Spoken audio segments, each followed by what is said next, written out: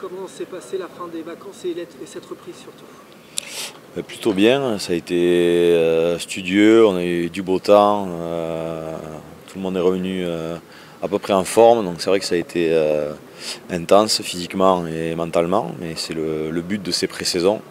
Après on a pris énormément de plaisir à regoûter à l'effort, donc voilà, maintenant on n'a plus qu'à valider ça par un bon début de saison, on l'espère, et puis lancer notre saison. Toi personnellement, quelles sont les premières sensations, que ce soit physique ou psychologique d'ailleurs? Très bonne, après une bonne coupure et surtout une préparation totalement normale en termes de timing. Le corps et la tête ont eu le temps de se régénérer pendant les vacances et derrière d'avoir une pré-saison complète, c'est bénéfique parce qu'on sait que les saisons marathon, on a besoin de tout et notamment de ces pré-saisons. Donc voilà, très heureux d'avoir pu vivre dans ces conditions-là et puis il n'y a plus qu'à se lancer, quoi. Tu sens qu'il y a quand même un déclic ou qu'il y a un changement par rapport à l'année dernière? Là, la pré-saison l'année dernière était très réduite, très compliquée. Là, tu sens qu'il y a eu quelque chose de différent cette année? Ça a un petit peu évolué pardon, sur le contenu. Après, ça a été très individualisé. Donc c'est vrai que ce qui est bénéfique, c'est que le vécu de chacun a été pris en compte, nos attentes aussi. Donc voilà, on sait où on va, comment on travaille surtout et dans quelles conditions. Donc c'est important que tout le monde soit à l'écoute, que ce soit le staff et les joueurs derrière. Quand il y a de la demande et qu'on répond présent par rapport à ce qui a été demandé, tout le monde en ressort vainqueur, on va dire. Donc voilà, c'est plutôt une bonne chose et j'espère que ça sera validé, justement, on le disait, par un bon début de saison. Est-ce que tu sens que le Stade Rochelais est passé dans une autre dimension, vraiment réellement, c'est concret en début de saison? Oui, par rapport au titre, sûrement. Après, on va repartir à zéro comme chaque début de saison. La saison dernière, on l'a vu, on avait fait 2 finales et pourtant les 5 premiers matchs, on est passé à côté. Donc la vérité de l'année dernière est loin d'être celle de cette année, mais voilà, on sait surtout qu'on va être l'équipe à battre entre guillemets avec Montpellier qui a eu le titre de champion de France. Donc on sait qu'on va avoir cette cible-là dans le dos et ça apporte une motivation supplémentaire, que ce soit en face ou pour nous, justement pour pas en faire moins, mais peut-être plus justement pour revivre de bons moments comme on a pu le voir la saison dernière. Et sans parler forcément du titre de l'année passée, comme disait Ronald tout à l'heure en coupe, voilà, c'est passé, c'est derrière, maintenant il faut avancer. Et surtout en termes de recrutement, cette année il y a eu 8 arrivées. Il y a vraiment eu un changement dans le recrutement, un des plus gros recrutements du top 14, beaucoup le disent. Tu sens que là aussi ça a changé, le statut a changé, c'est différent? Après, c'est en fonction des années, on sait qu'un club va avoir entre justement 8 et 12 changements. On a perdu pas mal de bons joueurs la saison dernière aussi.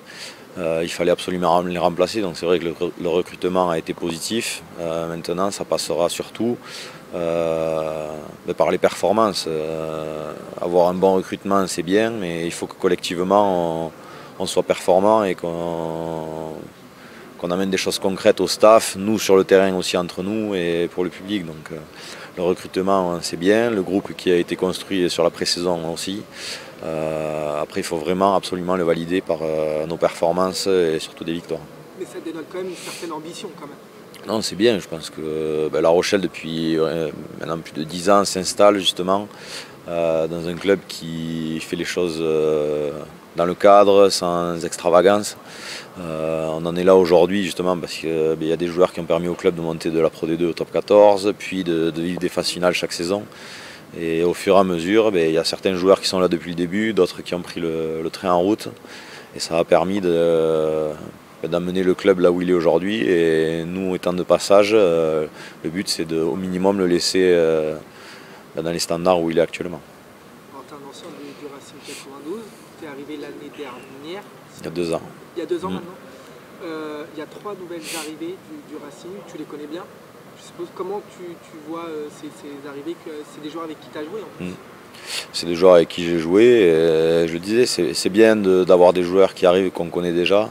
Parce que déjà, dans un dans un premier temps, on connaît leur mentalité, leur façon de fonctionner. Donc ça leur permet, eux, d'avoir peut-être un point d'attache sur place pour prendre leur marque aussi. C'est important de vivre bien, que ce soit au club et en dehors. Donc ça leur permet d'avoir peut-être un capital conseil peut-être un peu plus important. Toi, tu as été ce point d'attache justement pour eux? Ben, plus ou moins, oui, mais c'est vrai qu'en étant déjà ici depuis 2 saisons, ça leur permet, s'ils ont la moindre question, de le faire. Et c'est ce qui s'est passé sur le lieu de vie, sur la façon de fonctionner du club. Tu as déjà un retour, tu sais où tu vas et tu n'arrives pas forcément totalement dans l'inconnu. Donc c'est plutôt une bonne chose et ça leur permet d'avoir au moins dans leur rentrée des classes, on va dire, quelques conseils qui leur permettent d'arriver peut-être plus sereinement et moins en stress par rapport à ce qui peut se passer. Et toi justement, toi qui les connais bien, comment tu vois par exemple Yohan Tanga, qu'est-ce qu'il peut apporter ici à La Rochelle? C'est un joueur qui a énormément bossé depuis que je l'ai vu arriver au Racing, qui s'est étoffé physiquement, dans son jeu encore plus, techniquement et sur les zones de contact, il a énormément progressé. Donc voilà, tous les joueurs qui arrivent ont vraiment quelque chose à apporter au club. Ceux qui sont là aussi, et le but c'est qu'on se tire la bourre entre nous comme on l'a fait les saisons passées justement, pour que quel que soit le joueur présent sur le terrain, l'équipe ne baisse pas de niveau. Donc, c'est pour ça que le recrutement est bon, que si tout s'apprend et qu'on garde le même niveau lors de nos matchs. On va parler un peu de Teddy Thomas, que tu connais aussi très très bien. Ronan disait que voilà, on devait l'aider, le soutenir pour un peu se relancer. Un peu ce qui s'est passé avec toi quand tu es arrivé à La Rochelle. C'est ton sentiment là-dessus aussi? Oui, après Teddy, c'est quelqu'un qui est capable de se bouger seul, mais c'est vrai qu'il a parfois besoin d'être poussé sur le terrain, mais on se connaît l'un et l'autre, surtout en dehors et sur le terrain par rapport à nos positions. Donc voilà, je sais qu'il va se donner les moyens d'être performant. Il a tout ici pour être heureux, tout comme tous les joueurs qui sont dans ce groupe. On vit dans une ville qui est de vacances entre guillemets toute l'année. On a un stade plein à chaque rencontre, des conditions de travail qui sont exceptionnelles. Donc on a juste à s'y filer à l'entraînement et à être bon sur le terrain. Et puis c'est pour ça que j'ai pas de doute sur l'investissement de chacun et surtout de Teddy. Surtout que son jeu se prête parfaitement à la philosophie de jeu de La Rochelle. C'est ça, nos ailiers c'est vrai sont des électrons libres qui sont là pour apporter de la vitesse et qui ont surtout un gros rôle défensivement et sur les couvertures. Donc c'est pour ça, je pense que si tout le monde est à son meilleur niveau, ça pourra faire de belles choses. Dernier joueur arrivé du Racing, Georges-Henri Colombe, il y aura beaucoup de concurrence à son poste. Tu penses que ça peut le pénaliser ou justement l'aider dans sa progression? Je ne suis pas coach des avants pour avoir assez de recul pour dire ça, mais je sais aussi que de côtoyer Winnie ou Joël, ça va le faire progresser. Et puis après, avoir 3 piliers droits de qualité, je pense que pour un club, c'est exceptionnel. Donc voilà, c'est une bonne chose pour lui. Il va falloir qu'il prouve chaque semaine et chaque fois qu'il est sur le terrain, parce que justement, il y a des clients à son poste ici. Mais en général, quand on prend le risque de changer de club comme ça, c'est qu'on se remet en question et qu'on a envie de se bouger. Donc c'est pour ça que tous les joueurs qui sont arrivés ici, on l'a vu sur la pré-saison, ont énormément d'envie et ça va être une bonne chose pour nous parce qu'on repart de suite avec un petit peu de concurrence entre nous et ça va faire du bien. Toi, à l'arrière, tu seras le seul arrière de formation pure souche, entre guillemets.